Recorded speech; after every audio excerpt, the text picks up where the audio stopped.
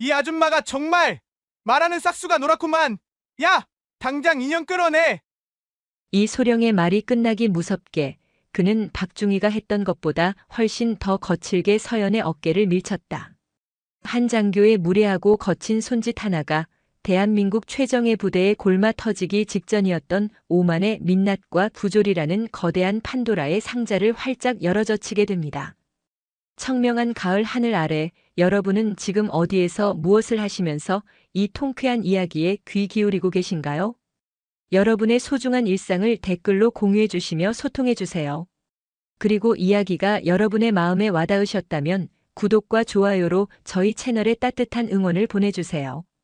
여러분의 클릭 한 번이 더 좋은 이야기를 만드는 무한한 에너지가 됩니다. 구독자 여러분의 가정에 늘 건강과 행운이 가득하기를 기원하며 이야기 시작하겠습니다.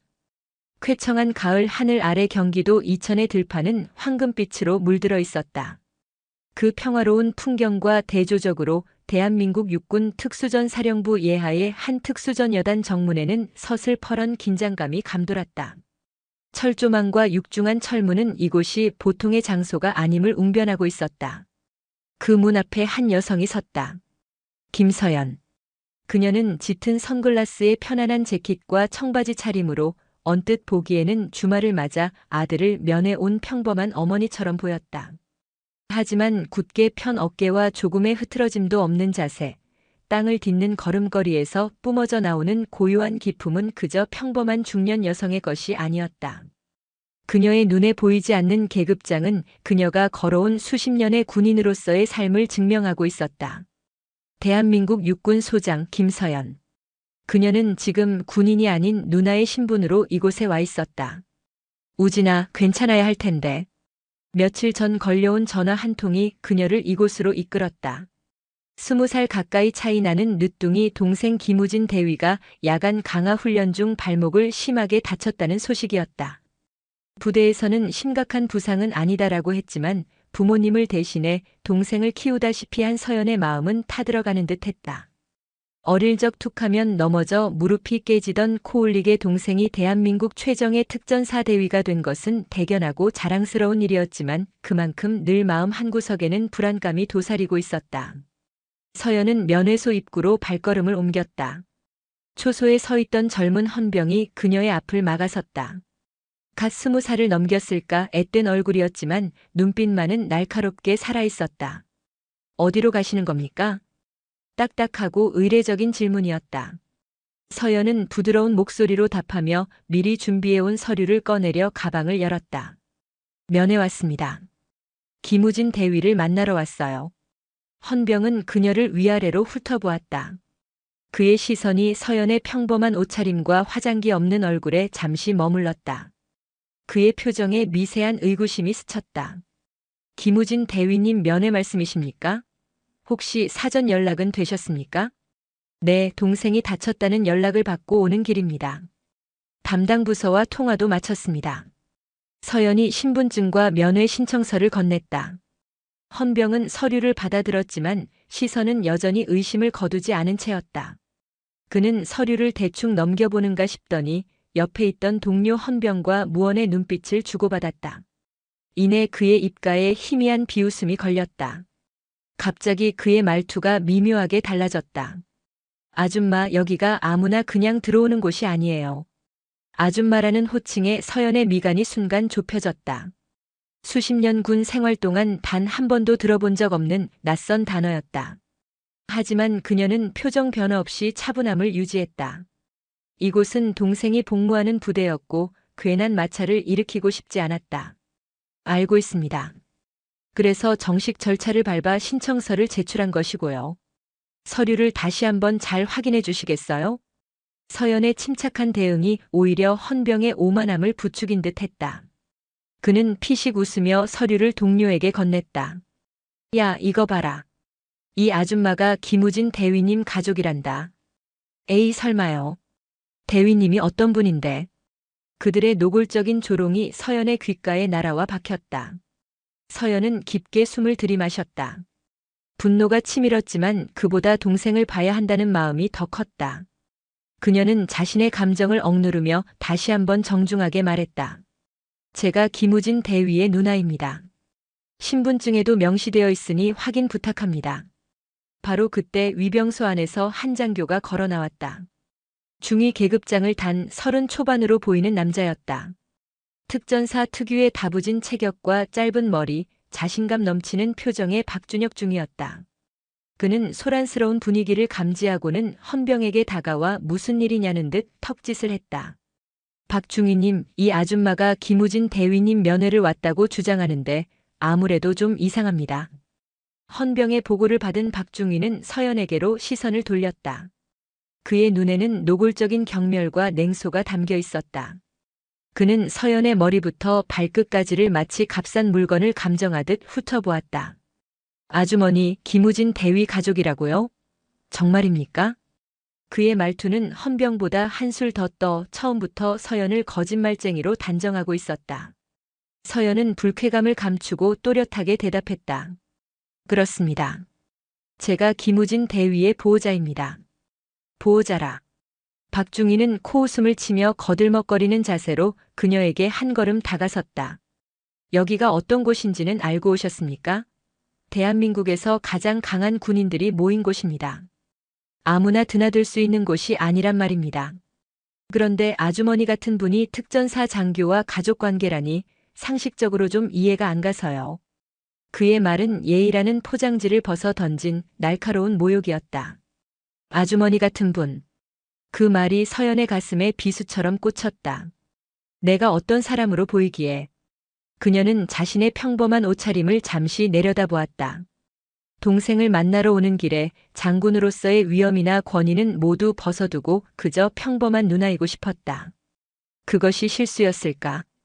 외모로 사람을 판단하시는 건 군인으로서 바람직한 태도는 아닌 것 같군요. 서연의 차분한 지적에 박중희의 얼굴이 순간 굳어졌다. 감히 일개 민간인이 자신을 가르치려 든다고 생각한 모양이었다. 외모가 아니라 품격의 문제죠. 특전사 장교의 가족이라면 그만한 품격이 있어야 하는 것 아닙니까? 그런데 아주머니는 글쎄요. 박중희의 말에 주변 헌병들이 참지 못하고 킥킥거리는 웃음을 터뜨렸다.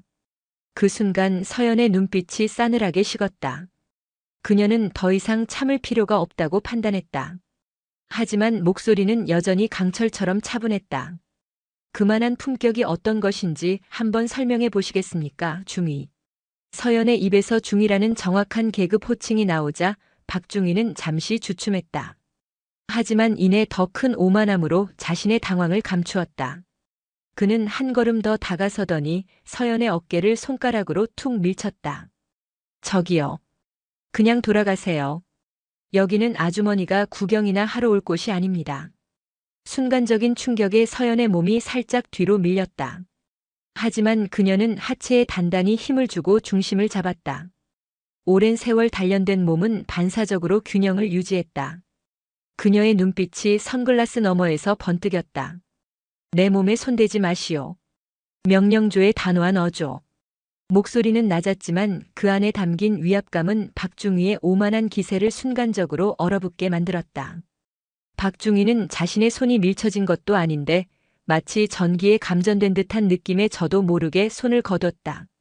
그러나 곧바로 자존심이 상한 듯 얼굴을 붉혔다. 뭐라고? 지금 군인한테 명령하는 거야? 아줌마가 뭔데? 박중희가 다시 그녀를 밀치기 위해 손을 뻗는 순간 서연은 번개처럼 그의 손목을 낚아챘다. 엄청난 속도와 정확성이었다. 악! 박중희의 입에서 짧은 비명이 터져 나왔다. 서연의 소나귀는 가늘었지만 마치 강철 클램프로 조이는 듯한 엄청난 악력이 느껴졌다. 그는 손목을 비틀어 빼내려 했지만 꿈쩍도 하지 않았다. 오히려 움직이려 할수록 뼈마디가 으스러지는 듯한 고통이 밀려왔다. 군인은 민간인을 보호해야 할 의무가 있지 함부로 위력을 행사하라고 있는 존재가 아닐 텐데. 서연이 조용히 말하며 그의 손목을 놓아주었다. 박중희는 비틀거리며 두어 걸음 물러나 고통스럽게 손목을 어루만졌다. 그의 얼굴은 당황과 분노 그리고 약간의 공포로 뒤섞여 있었다. 주변의 헌병들 역시 눈앞의 상황을 믿을 수 없다는 듯 입을 벌리고 있었다. 저 가냘픈 여인의 어디에서 저런 힘이 나온단 말인가. 지금 군시설 내에서 장교에게 폭력을 행사하다니. 당장 경비대에 넘겨야겠어. 박중희가 창피함을 감추기 위해 목소리를 높였다. 서연은 천천히 선글라스를 벗었다. 가을 햇살 아래 드러난 그녀의 맨얼굴은 평범했지만 그 눈빛만은 비범했다.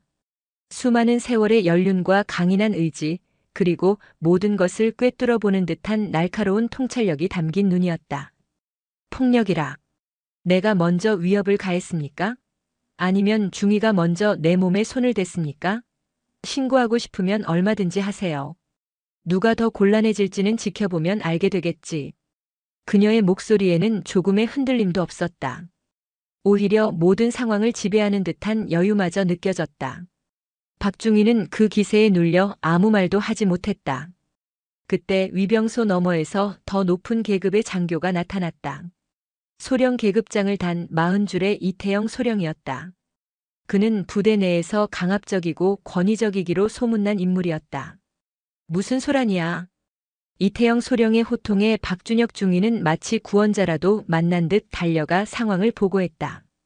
그의 설명에는 서연이 먼저 폭력을 휘두른 것처럼 교묘한 과장이 섞여 있었다. 이 소령은 보고를 듣는 내내 서연을 탐탁지 않은 눈으로 훑어보았다. 그러니까 저 아주머니가 특전사 가족이라고 사칭하면서 소란을 피우고 있다는 건가? 그렇습니다. 심지어 군 장교에게 폭력까지 행사했습니다. 이 소령은 콧방귀를 뀌며 서연에게 다가왔다. 그는 박중희보다 더 노골적으로 그녀의 행색을 비웃었다. 아주머니, 어딜 감히 신성한 군부대에서 행패야. 특전사가 뭔지는 알고 나오셨나? 서연은 이태영 소령을 조용히 응시했다. 계급이 더 높을 뿐 박중희와 똑같은 오만함으로 가득 찬 눈빛이었다. 소령, 특전사의 정신이 무엇이라고 생각하시오? 갑작스러운 서연의 반문에 이 소령은 잠시 당황했지만 이내 거만한 표정으로 답했다. 부국 강병 멸사봉공. 그딴 건 인터넷만 찾아봐도 다 나옵니다. 그런 걸 외워와서 가족 행세라도 하려는 모양인데. 우리 특전사는 아주머니 같은 일반인과는 격이 다릅니다. 서연의 입가에 씁쓸한 미소가 번졌다. 일반인 격이 다르다. 그들이 내뱉는 말들은 군이 국민과 얼마나 멀어져 있는지를 보여주는 듯 했다. 군은 국민을 지키기 위해 존재하는 것이지 국민 위에 군림하기 위해 존재하는 것이 아니었다. 겉모습만 보고 사람을 재단하는 것이 바로 당신들의 격인가 보군요. 서연의 냉정한 지적에 이 소령의 얼굴이 시뻘게 달아올랐다. 그는 자신의 권위가 바닥에 떨어진 것 같은 모욕감을 느꼈다. 이 아줌마가 정말 말하는 싹수가 노랗구만. 야, 당장 인연 끌어내. 이 소령의 말이 끝나기 무섭게 그는 박중희가 했던 것보다 훨씬 더 거칠게 서연의 어깨를 밀쳤다. 시간 낭비 말고 집에 가서 밥이나 하시오. 여긴 당신이 올 곳이 아니니까. 서연의 몸이 휘청하며 뒤로 밀려났다. 하지만 이번에도 그녀는 넘어지지 않았다. 오히려 밀려난 반동을 이용해 몸을 회전하며 순식간에 이 소령의 손목을 꺾어 뒤로 비틀었다. 아! 박중희 때와는 비교도 할 수 없는 극심한 고통에 이 소령이 비명을 질렀다. 서연은 그가 저항할 틈도 주지 않고 그의 팔을 완전히 제압했다. 그녀의 동작은 군더더기 없이 간결하고 치명적이었다. 그것은 단순한 힘이 아니라 수십 년간 몸에 익힌 특수 무술의 정수였다. 군복을 입었다고 해서 민간인에게 함부로 폭력을 행사할 권리는 주어지지 않소. 그 군복의 무게를 진정으로 안다면 말이지. 차가운 서연의 목소리가 이 소령의 귓가에 울렸다. 주변의 모든 소음이 멎었다. 헌병들은 물론이고 방금 전까지 서연을 모욕하던 박중희조차 경악을 금치 못하고 얼어붙었다. 눈앞의 평범한 중년 여성은 그들이 상상하던 존재가 아니었다. 그녀는 괴물이었다. 혹은 그들이 감히 범접할 수 없는 어떤 존재였다. 상황이 걷잡을 수 없이 치닫던 바로 그 순간이었다. 부대 안쪽에서 다급한 발소리와 함께 누군가가 그들을 향해 외치며 달려오고 있었다. 누나, 누나 맞아요? 땀에 젖은 얼굴, 절뚝거리는 다리. 바로 그녀가 그토록 보고 싶어 했던 동생, 김우진 대위였다. 절뚝거리며 달려온 김우진 대위의 눈에 들어온 광경은 악몽 그 자체였다.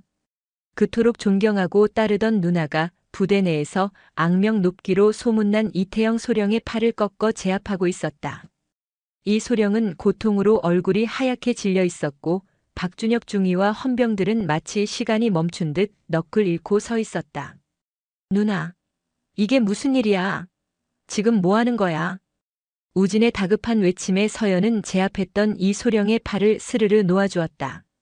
풀려난 이 소령은 비틀거리며 물러나 꺾였던 손목을 부여잡고 거친 숨을 몰아쉬었다. 그의 눈에는 고통과 함께 믿을 수 없다는 경악과 치욕감이 서려 있었다. 우진은 절뚝이는 다리를 이끌고 누나와 소령 사이를 막아서듯 섰다. 그는 상황 파악이 전혀 되지 않았다. 그저 평생 누구에게 싫은 소리 한 번 못하고 살아온 바보처럼 착하기만 한 자신의 누나가 군 장교에게, 그것도 소령에게 손찌검을 했다는 사실이 믿기지 않았다. 소령님 괜찮으십니까? 정말 죄송합니다. 저희 누나가 무슨 큰 실수를 한 모양입니다. 제가 대신 사과드리겠습니다. 우진은 이 소령에게 허리를 90도로 숙이며 필사적으로 사과했다. 어떻게든 이 상황을 수습해야 했다. 누나가 군부대에서 장교를 폭행한 죄로 연행되는 끔찍한 상상이 그의 머리를 스쳤다. 그러나 이 소령은 아무 대답도 하지 못했다. 그는 그저 충격받은 눈으로 서연을 쏘아볼 뿐이었다. 그의 머릿속은 저 여자의 정체는 대체 무엇인가라는 물음으로 가득 차 있었다. 우진은 다시 서연을 돌아보았다. 누나, 대체 왜 그랬어? 무슨 일인데 그래? 어서 소령님께 사과드려. 그는 안타까움과 원망이 뒤섞인 목소리로 누나를 다그쳤다. 그러나 서연의 표정은 조금의 동요도 없이 강철처럼 차가웠다. 그녀는 동생의 다급한 애원을 외면한 채 아직도 상황 파악을 못하고 있는 이태영 소령과 박준혁 중위를 향해 나직이 말했다. 사과를 해야 할 사람은 내가 아닌 것 같은데. 그 말에 우진은 기가 막혔다. 누나, 제발. 여긴 군대야. 누나가 생각하는 그런 곳이 아니라고. 그래, 군대지. 서연이 동생의 말을 받았다. 그녀는 우진의 어깨를 부드럽게 감싸 뒤로 물렸다. 그리고 다시 두 장교를 향해 섰다. 군대이기에 더욱 그래서는 안 되는 것이고 군인이기에 더욱 지켜야 할 것이 있는 법이다. 당신들은 오늘 군복을 입고 군인의 명예를 더럽혔다. 그녀의 목소리는 조용했지만 그 안에 실린 무게감은 위병소 주변의 공기를 짓누르는 듯 했다. 박준혁 중위는 저도 모르게 마른 침을 삼켰다. 이태영 소령은 치욕감에 얼굴을 붉히며 소리치려 했지만 아까 손목에서 느꼈던 압도적인 힘의 공포가 그의 목소리를 앗아갔다. 우진은 이 모든 상황이 비현실적이었다. 누나가 왜 저러는지, 저 장교들은 왜 아무 말도 못하는지 도무지 이해할 수 없었다. 그는 어떻게든 누나를 이곳에서 데리고 나가야겠다고 생각했다. 소령님, 중위님, 다시 한번 정말 죄송합니다. 저희 누나가 민간인이라 군대의 규율이나 질서를 잘 몰라서 잠시 이성을 잃은 모양입니다. 너그럽게 용서해 주십시오. 우진의 민간인이라는 단어가 결정적인 한방아쇠가 되었다. 그 말을 듣는 순간 서연의 눈빛이 한순간 깊고 서늘하게 가라앉았다. 그녀는 더 이상 이 무례하고 어리석은 연극을 계속할 필요가 없다고 결론 내렸다. 우진아. 서연이 나직이 동생을 불렀다. 이분들이 나를 이렇게 대한 건 내가 민간인이라서가 아니야. 그저 자신들보다 약하고 보잘것없어 보였기 때문이다. 군인이 국민을 대하는 태도가 이래서는 안 된다는 걸 오늘 확실히 가르쳐줘야겠다. 말을 마친 서연은 천천히 자신의 재킷 안주머니로 손을 가져갔다. 그 느리고 절제된 움직임에 모두의 시선이 집중되었다. 그녀의 손에 들려나온 것은 짙은 갈색 가죽으로 된 낡았지만 기품 있는 신분증 케이스였다. 이태영 소령과 박준혁 중위는 직감했다. 저 안에 자신들의 운명을 뒤바꿔 놓을 무언가가 들어있다는 것을. 서연은 케이스를 열어젖혔다. 찰칵하는 작은 소리와 함께 가을 햇살이 케이스 안의 금속 문양에 반사되어 눈부시게 빛났다. 내 신분을 확인하고 싶다고 했지. 서연이 케이스를 이태영 소령의 눈앞에 들어보였다. 똑똑히 확인하시오. 당신들이 아줌마라 부르며 모욕하고 격이 다르다며 밀쳐냈던 사람이 누구인지. 이태영 소령의 눈동자가 급격하게 흔들리기 시작했다. 그의 시선은 신분증에 박힌 사진, 이름, 그리고 이름 옆에 선명하게 새겨진 3개의 은빛 무궁화 봉오리에 고정되었다. 별. 그것은 하늘의 별보다 따기 어렵다는 군인의 꿈이자 선망의 상징이었다. 그런데 하나도 아니고 셋이었다. 대한민국 육군 소장 김서연. 소소. 이태영 소령의 입술이 경련하듯 떨렸다. 소장이라는 단어가 목구멍에 걸려 제대로 나오지 않았다. 그의 뇌는 눈앞의 정보를 받아들이기를 거부했다. 평범한 옷차림의 중년 여성. 아줌마. 그가 함부로 밀치고 조롱했던 그 여인이 현역 삼성 장군이라고. 사단 장급도 아닌 군단 장급 이상의 최고위 지휘관이라고. 그의 등줄기에서 식은 땀이 폭포수처럼 흘러내렸다. 다리가 후들거려 서 있는 것조차 힘들었다. 옆에서 그 신분증을 곁눈질로 확인한 박준혁 중위는 이미 얼굴이 사색이 되어 있었다. 그는 쿵 하고 심장이 바닥으로 떨어지는 소리를 들었다. 자신의 군 생활은, 아니 인생은 여기서 끝났다는 절망감이 온몸을 덮쳤다. 이제 내가 누구인지 알겠나? 서연의 목소리는 여전히 차분했지만 그들에게는 하늘의 천둥처럼 들렸다. 그 순간 이태영 소령의 몸이 반사적으로 움직였다. 그는 거의 무너질 듯한 자세에서 간신히 힘을 짜내 허리를 꼿꼿이 세웠다. 그리고 군인으로서 할 수 있는 최고의 경의를 담아 그의 군 생활 전체를 통틀어 가장 절도 있는 동작으로 거수경례를 붙였다. 충, 성, 소 소장님, 미처 몰라 배웠습니다. 그의 목소리는 공포에 질려 심하게 갈라져 나왔다. 그의 경례를 신호탄으로 박준혁 중위와 너클 잃고 있던 헌병들까지 일제히 경례를 했다. 위병소 앞은 방금 전의 소란과 조롱은 온데간데 없이 살얼음판 같은 정적과 공포만이 감돌았다. 가장 큰 충격을 받은 것은 김우진 대위였다. 그는 자신의 눈앞에서 벌어지는 광경을 도저히 이해할 수 없었다. 소장님, 자신의 누나가? 늘 자상하고 때로는 잔소리꾼이었던 평범한 누나가 저 오만불손한 소령과 중위를 단 한마디 말과 신분증 하나로 벌벌 떨게 만드는 삼성 장군이라고. 그의 머릿속이 하얗게 비어버렸다. 서연은 그들의 경례를 받지 않았다.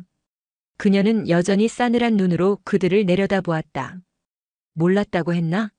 신청 서류에 내 이름과 주민등록번호가 버젓이 적혀 있었을 텐데. 확인도 하지 않은 건가? 아니면 확인하고도 무시한 건가? 죄송합니다. 저희가 미처 확인을.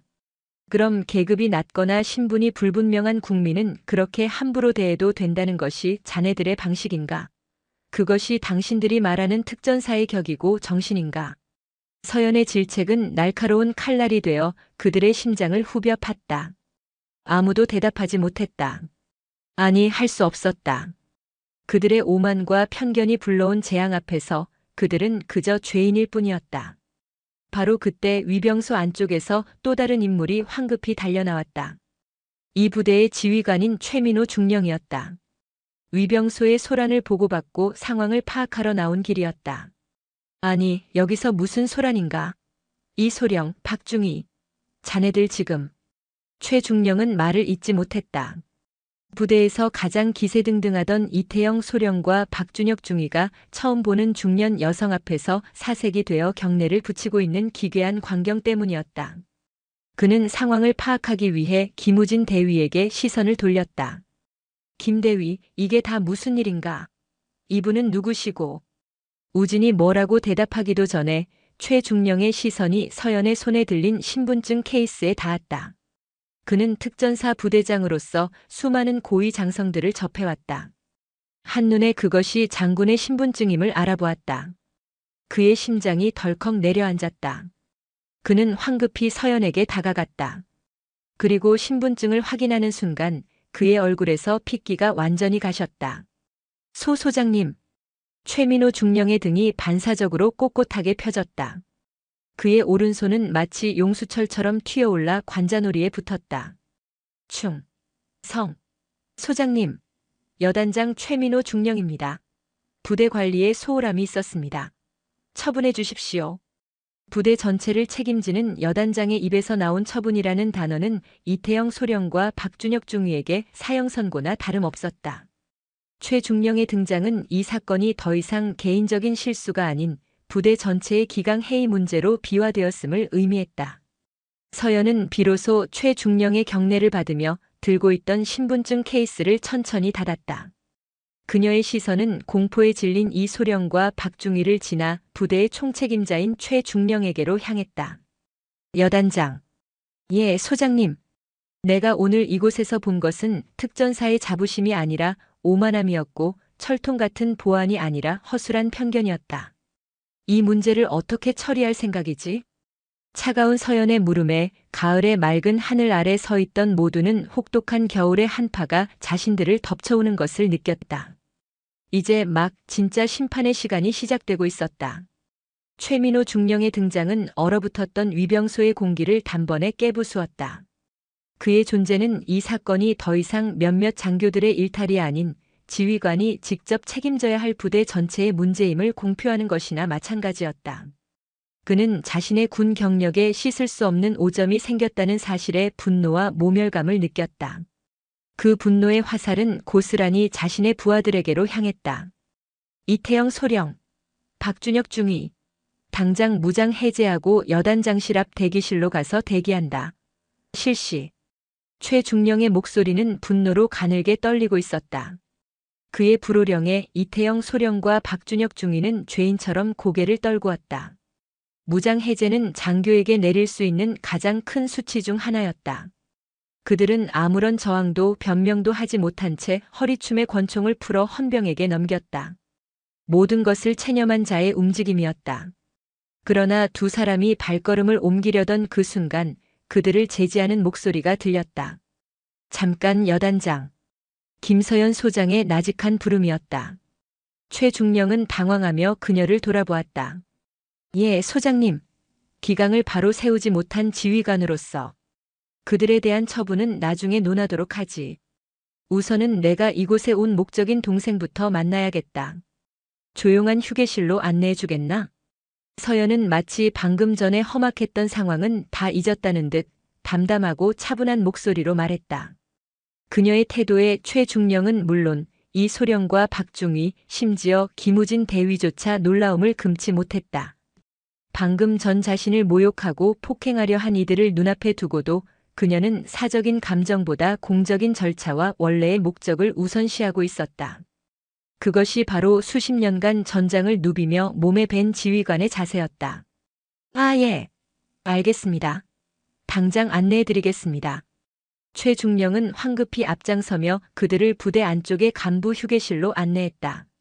복도를 걷는 동안 마주치는 모든 장교와 병사들이 걸음을 멈추고 그들에게 경례를 했다. 소문은 이미 부대 전체에 파다하게 퍼져나가고 있었다. 위병소에서 한 아줌마가 이태영 소령을 단숨에 제압했으며 그녀의 정체는 현역 삼성 장군이었다는 영화 같은 이야기가. 병사들은 경외와 호기심이 뒤섞인 눈으로 서연을 힐끔거렸다.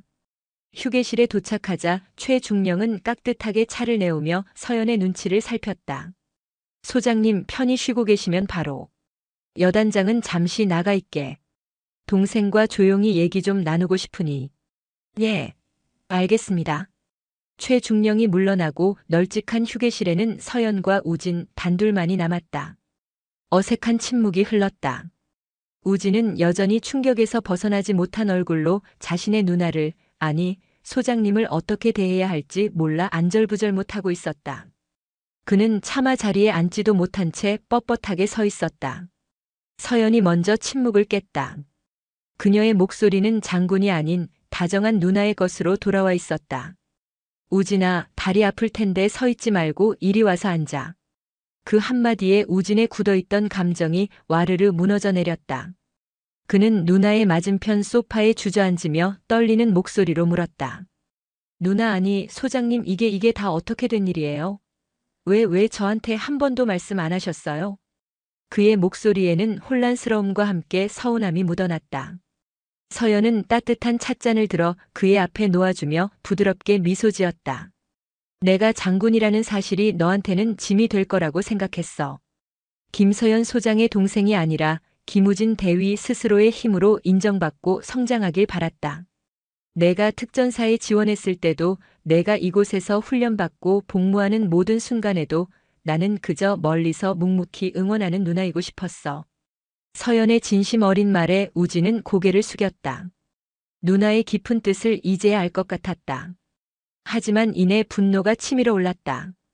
그렇다고 해도 저 자식들이 누나한테 어떻게 했는지 제가 다 봤어요. 감히 누나를. 우진의 주먹이 부들부들 떨렸다. 만약 누나가 장군이 아니었다면, 정말 평범한 중년 여성이었다면 오늘 어떤 끔찍한 일을 당했을지 상상조차 하기 싫었다. 진정해, 우진아. 서연이 그의 손등을 부드럽게 감싸주었다. 화가 나는 건 당연해. 나도 화가 났으니까. 하지만 분노는 문제를 해결하지 못해. 중요한 건 이런 일이 왜 일어났는지, 그리고 다시는 이런 일이 일어나지 않게 하려면 어떻게 해야 하는지를 생각하는 거야. 그놈들은 그냥 군대에서 쫓아내야 해요. 저런 자들이 어떻게 대한민국 장교입니까? 쫓아내는 건 가장 쉬운 방법이지. 서연은 차분하게 말을 이었다. 썩은 가지 몇 개를 잘라낸다고 해서 병든 나무 전체가 건강해지지는 않아. 나는 오늘 자네 부대가 썩은 가지 몇 개를 가진 부대가 아니라 병이 들기 시작한 나무일지도 모른다는 생각을 했다. 뿌리부터 제대로 진단하고 치료해야 해. 절단이 아니라. 그녀의 말에는 개인적인 모욕에 대한 분노를 넘어 군 전체를 걱정하는 지휘관의 깊은 고뇌가 담겨 있었다. 우진은 더 이상 아무 말도 할 수 없었다. 그는 자신의 누나가 얼마나 크고 넓은 시야를 가진 사람인지 새삼 깨닫고 있었다. 그보다 내 다친 발목이나 좀 보자. 군의관은 뭐라고 하던? 서연은 화제를 돌려 우진의 발목을 살폈다. 우진은 얼떨결에 자신의 발목 상태를 설명하면서도 마음속으로는 거대한 폭풍이 휩쓸고 지나간 듯한 먹먹함을 느꼈다.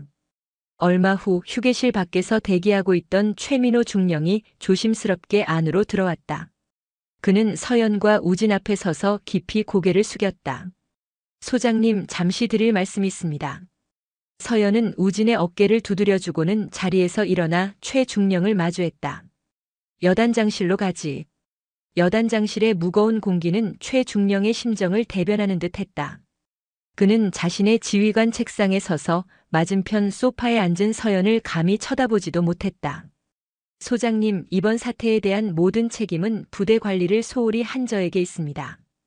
이태영 소령과 박준혁 중위는 군인 복무규율 위반, 직권남용, 그리고 상관 모욕 미수 등 적용 가능한 모든 규정을 엄격히 적용하여 즉시 보직 해임하고 징계위원회에 회부하겠습니다. 무리를 일으킨 위병소 근무자들 역시. 됐네. 서연이 그의 말을 잘랐다. 최 중령은 긴장된 얼굴로 그녀를 바라보았다. 내가 원하는 건 몇몇 장교들의 군복을 벗기는 게 아니야. 여단장. 예, 소장님. 나는 자네 부대원들의 정신에 박힌 오만한 특권 의식을 벗겨내고 싶다. 군인이 입는 군복은 국민 위에 군림하라는 갑옷이 아니라 국민을 위해 희생하라는 수위임을 나는 그들이 깨닫길 바라네. 서연의 말 한마디 한마디는 최 중령의 가슴에 무겁게 내려앉았다. 소장님, 원하시는 바를 말씀해 주십시오. 무엇이든 즉각 조치하겠습니다. 징계는 여단장의 권한에 맡기겠네. 최소한의 책임을 묻되 그들이 군복을 벗는 일은 없도록 하게. 대신 그 두 장교가 직접 교관이 되어 국민을 대하는 군인의 자세에 대한 특별 교육 프로그램을 만들어 부대 전체에 실시하도록. 자신들의 과오를 스스로 반성하고 그 경험을 바탕으로 후배들을 가르치게 하는 것. 그것이 내가 생각하는 가장 효과적인 치료법이다. 최 중령은 서연의 제안에 큰 충격을 받았다. 그는 당연히 관련자 전원을 일벌백계하여 군기를 바로잡으라는 명령이 내려올 것이라 예상했다. 그러나 서연은 처벌과 보복이 아닌 교육과 성찰을 통한 근본적인 변화를 요구하고 있었다. 그는 진정한 리더의 품격이 무엇인지 온몸으로 느끼고 있었다. 그리고 면회객 응대 매뉴얼을 전면 재검토하게.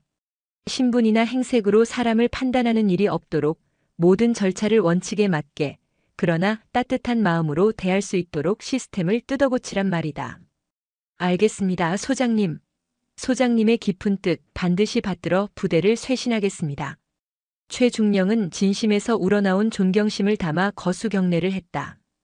그의 눈에는 이 부대를 바꿀 수 있다는 희망의 빛이 감돌고 있었다. 한편 여단장실 밖 대기실에 앉아있던 이태영 소령과 박준혁 중위는 죽음의 시간을 보내고 있었다. 그들의 머릿속은 온갖 최악의 시나리오로 가득했다. 불명의 전역, 군사재판, 남은 인생을 죄인으로 살아가야 할지도 모른다는 공포가 그들을 짓눌렀다. 끝났어. 박준혁 중위가 망연자실한 목소리로 중얼거렸다. 이태영 소령은 아무 대답도 하지 않았다. 그는 자신의 어리석었던 행동, 오만했던 말들을 곱씹으며 지독한 후회에 몸을 떨고 있었다. 바로 그때 여단장실 문이 열리고 최민호 중령이 나왔다. 두 사람은 반사적으로 자리에서 벌떡 일어났다. 최 중령은 이전과는 다른 복잡하고 무거운 눈빛으로 그들을 바라보았다. 그리고 잠시의 침묵 끝에 입을 열었다. 자네들 군복 벗을 각오는 되어 있겠지. 그 한마디에 두 사람의 얼굴이 하얗게 질렸다. 그러나 이어지는 최 중령의 말은 그들이 전혀 예상하지 못했던 것이었다. 최민호 중령의 말은 사형 선고와도 같았다. 이태영 소령과 박준혁 중위는 모든 것을 체념한 채 이어질 해임 명령을 기다렸다. 그러나 최 중령의 입에서 나온 말은 그들의 예상을 완전히 빗나가는 것이었다. 하지만 소장님께서 자네들에게 마지막 기회를 주셨다. 최 중령은 착잡한 표정으로 말을 이었다. 군복을 벗는 대신 자네들의 그 오만하고 썩어빠진 정신을 스스로 도려내고 그 자리에 새로운 군인 정신을 채워넣을 기회를 말이다. 두 사람의 눈이 의문으로 가득 찼다. 기회라니. 대체 무슨 의미인가? 두 사람은 지금부터 부대 내 모든 장병을 대상으로 하는 대국민 응대 및 군인 품격 향상 특별 교육 프로그램의 책임 교관으로 임명한다. 교육 자료부터 강의까지 모든 것을 자네들이 직접 준비해. 그리고 첫 강의는 오늘 위병소에서 자네들이 저지른 모든 과오를 단 하나도 숨기지 말고 병사들 앞에서 고백하는 것으로 시작하도록. 이것이 소장님의 명령이다. 순간 두 사람은 자신의 귀를 의심했다. 차라리 징계위원회에 회부되어 불명예 전역을 당하는 것이 낫다고 생각했다. 매일 매순간 자신의 가장 치욕스러운 잘못을 곱씹고 그것을 부하들 앞에서 가르치라는 명령. 그것은 육체적인 형벌보다 더 잔인하고 혹독한 정신적인 형벌이었다. 하지만 그 형벌 속에는 다시 한번 제대로 된 군인이 되어보라는 깊은 뜻이 담겨 있음을 그들은 어렴풋이 느낄 수 있었다. 그것은 단순한 처벌이 아닌 뼈를 깎는 성찰을 통한 재탄생의 기회였다. 알겠습니다. 이태영 소령이 떨리는 목소리로 그러나 분명하게 대답했다. 그의 눈에는 절망 대신 기묘한 결의가 서려 있었다. 박준혁 중위 역시 굳은 표정으로 고개를 끄덕였다. 모든 정리가 끝나고 김서연 소장이 부대를 떠날 시간이 되었다. 그녀가 동생 우진과 함께 휴게실을 나섰을 때 복도와 현관 앞에는 부대의 모든 간부들이 도열해 있었다. 그녀가 처음 이곳에 도착했을 때와는 180도 다른 풍경이었다. 모두가 그녀를 향해 깍듯한 경의를 표했다. 서연은 동생의 어깨를 두드리며 마지막 인사를 나눴다. 몸 조심하고 훈련도 중요하지만 늘 안전이 먼저다. 알았지? 네, 누나. 그리고 정말 고맙고 죄송해요. 우진의 눈가가 붉어졌다. 자신의 누나가 겪었을 모욕감과 그럼에도 불구하고 보여준 대범함의 만감이 교차했다. 사내 새끼가 울기는. 누나 간다. 가끔 전화하고. 서연은 씩씩하게 웃으며 동생의 등을 한번 툭 쳐주고는 최민호 중령이 열어주는 차량 뒷좌석에 올랐다. 차가 천천히 정문을 향해 움직이기 시작했다. 도열한 간부들이 일제히 거수 경례를 했다. 그 대열의 가장 끝 위병소 옆에는 이태영 소령과 박준혁 중위가 서 있었다. 차가 그들 앞을 지나는 순간 두 사람은 그들의 군 생활을 통틀어 가장 진심이 담긴 경례를 올렸다. 그들의 눈빛에는 더 이상 오만함이나 비굴함이 없었다. 깊은 반성과 함께 새로운 시작에 대한 무거운 책임감이 담겨 있었다. 차창 너머로 그 모습을 본 서연의 입가에 누구도 모를 희미한 미소가 잠시 스쳐 지나갔다. 3개월 후 특수전여단 대강당. 강단에는 이태영 소령이 서 있었다. 그의 앞에는 갓 부임한 신임 하사들과 장교들이 굳은 표정으로 앉아 있었다. 그는 마이크를 잡고 잠시 숨을 골랐다. 여러분, 저는 오늘 제 군 생활에서 가장 부끄럽고 치욕스러웠던 이야기를 하려고 합니다. 지금부터 제가 하는 이야기는 꾸며낸 것이 아닌 불과 석 달 전 바로 이곳에서 제가 직접 겪은 실화입니다. 그는 담담하게 그날의 일을 이야기하기 시작했다. 한 중년 여성을 아줌마라고 부르며 무시했던 일, 그녀의 외양만 보고 함부로 판단했던 자신의 오만함, 그리고 그녀가 현역 삼성 장군이었음을 알게 되었을 때 느꼈던 공포와 절망까지. 강당 안은 숨소리 하나 들리지 않는 정적에 휩싸였다. 여러분은 지금 제 이야기가 우습거나 혹은 제가 불쌍하게 보일지도 모르겠습니다. 하지만 저는 그날 군복을 벗는 것보다 더 큰 것을 잃을 뻔했습니다. 바로 군인으로서의 명예와 자부심입니다. 소장님께서는 저의 군복이 아닌 저의 썩어빠진 정신을 꾸짖으셨습니다. 그리고 다시 채울 기회를 주셨습니다. 그의 목소리는 떨림없이 진솔했다. 그의 강의는 더 이상 딱딱한 이론 교육이 아니었다. 그것은 한 인간의 처절한 반성이 담긴 고백이자 후배 군인들을 향한 간절한 가르침이었다. 그날 이후 부대는 눈에 띄게 달라졌다. 위병소 근무자들의 언행은 한결같이 정중하고 친절해졌다. 면회 절차는 신속하고 정확해졌으며 부대를 찾는 모든 민간인은 따뜻한 환대를 받았다. 겉모습으로 사람을 판단하지 말라는 그날의 교훈은 부대 전체를 관통하는 새로운 불문율이 되었다. 이태영 소령과 박준혁 중위는 부대에서 가장 엄격하지만 동시에 가장 존경받는 교관이 되었다. 다시 한개월 후 김서연 소장의 집무실. 창밖으로 국방부 청사의 너른 전경이 내다보이는 오후였다. 책상 위에 전화벨이 울렸다. 동생 우진이었다. 충성. 누나 잘 지내? 그래, 웬일이냐? 또 어디 다친 건 아니고? 서연의 목소리에는 여전히 걱정이 묻어났다. 전화기 너머로 우진의 밝은 웃음소리가 들려왔다. 아니거든. 좋은 소식 있어서 전화했지. 우리 부대 이번에 대민지원 최우수 부대로 선정돼서 사령관님 표창 받았다. 어머, 그래? 장하다. 우리 부대. 다 누나 덕분이야. 참, 여기 부대에 누나 관련해서 전설이 하나 생긴 거 알아? 전설? 우진은 키득거리며 말을 이었다. 아무도 김서연 소장님이라고 안 불러. 다들 이천 위병소의 여신이라고 하지. 겉모습만 보고 판단하는 오만한 군인들의 코를 납작하게 만들고 홀연히 사라진 정의의 여신이래. 그 말에 서연은 저도 모르게 웃음을 터뜨렸다. 여신이라니 자신과는 영 어울리지 않는 별명이었다. 이태영 소령님하고 박준혁 중위님은 지금 부대에서 완전 참군인의 아이콘이야. 그분들 교육 한번 듣고 나면 정신이 번쩍 든다고 다들 그래. 흉터가 자랑스러운 무공훈장이 된 셈이지. 그래, 다행이구나. 전화를 끄는 서연은 의자에 깊숙이 몸을 기댄 채 창밖을 바라보았다. 그녀의 시선은 맑고 높은 가을 하늘을 향했다. 한 사람의 진심 어린 꾸짖음과 너그러운 용서가 강철 같던 조직을 얼마나 긍정적으로 변화시킬 수 있는지를 그녀는 다시 한번 확인했다. 진정한 강함은 상대를 굴복시키는 힘이 아니라 상대를 변화시키는 품격에서 나온다는 것을. 이천의 그 부대에서는 오늘도 새로운 역사가 쓰이고 있었다. 겉모습이 아닌 사람의 마음을 먼저 보고 국민을 존중하는 것이 가장 강한 군인의 길임을 깨달은 이들에 의해. 그리고 그 변화의 중심에는 이제는 전설이 된 위병소의 여신이 남긴 깊은 울림이 있었다. 모든 것은 그렇게 더 나은 방향으로 제자리를 찾아가고 있었다.